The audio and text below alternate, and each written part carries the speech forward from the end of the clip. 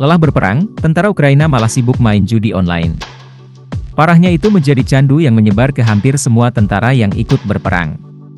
Dan menyedihkannya gaji mereka habis untuk aktivitas ilegal tersebut hingga terlilit utang. Kenyataan tersebut menjadi masalah serius di personel tentara Ukraina. Bagaimana mereka seharusnya berperang justru sibuk main judi online. Dan tak tanggung-tanggung, tentara Ukraina memilih menjual drone perang untuk modal judi online. Kenyataan itu yang kini diantisipasi oleh pimpinan tentara Ukraina.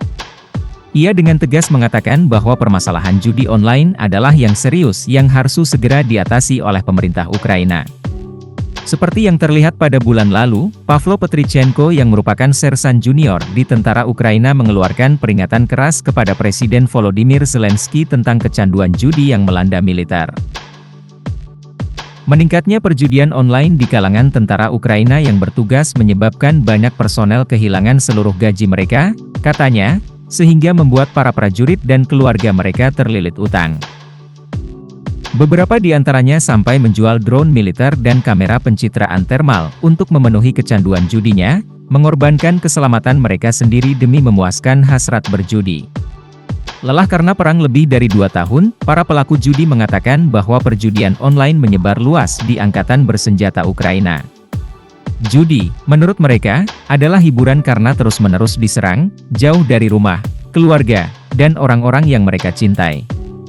Bagi banyak orang, judi menjadi satu-satunya cara untuk mengatasi stres, kata Petrichenko dalam petisi kepada Zelensky yang meminta larangan perjudian tentara, dikutip dari kantor berita AFP pada Rabu, 24 April 2024. Petisinya mendapat 26.000 pendukung dalam beberapa hari, cukup untuk memerlukan tanggapan formal dari Presiden. Pada 20 April 2024, Zelensky menurutinya dengan menandatangani dekrit yang melarang personel militer melakukan judi online selama masa perang. Pemerintah Ukraina juga membatasi iklan, meluncurkan kampanye nasional mengenai dampak buruk kecanduan judi, dan memblokir semua situs judi ilegal. Kementerian Kesehatan Ukraina kemudian membuat strategi pengobatan untuk memerangi kecanduan judi yang parah. Petrichenko kini telah gugur di medan perang wilayah Donetsk, Ukraina Timur, tetapi petisinya masih memicu perdebatan nasional mengenai salah satu dampak psikologis perang terhadap pasukan Ukraina. Anggota parlemen Oleksiy Goncharenko menyatakan, 9 dari 10 tentara garis depan Ukraina adalah pencandu judi. Ini masalah yang sekarang menghancurkan moral militer, katanya di aplikasi perpesanan Telegram. Ada banyak keluhan dari para orang tua dan istri bahwa para prajurit tersebut dibayar cukup baik karena berada di garis depan, dan mereka kehilangan uangnya, kata Wakil Menteri Urusan Veteran Ukraina, Oksana Shvivak, kepada AFP. Menilai skala masalahnya adalah hal rumit karena tidak ada statistik resmi, katanya, tetapi kesaksian pribadi menunjukkan jumlah tentara yang berjudi. Ivan Zadontsev, petugas pers Batalion Aidar, mengatakan kepada AFP bahwa salah satu tentara di unitnya memenangi 2,5 juta hryvnia, 1 miliar rupiah, dan langsung memakainya untuk berjudi lagi.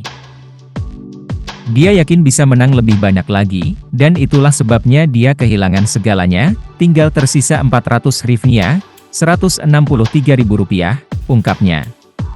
Prajurit lain memenangi jackpot 60 juta hryvnia, 24,5 miliar rupiah, dan kemudian melakukan desersi atau kabur dari militer.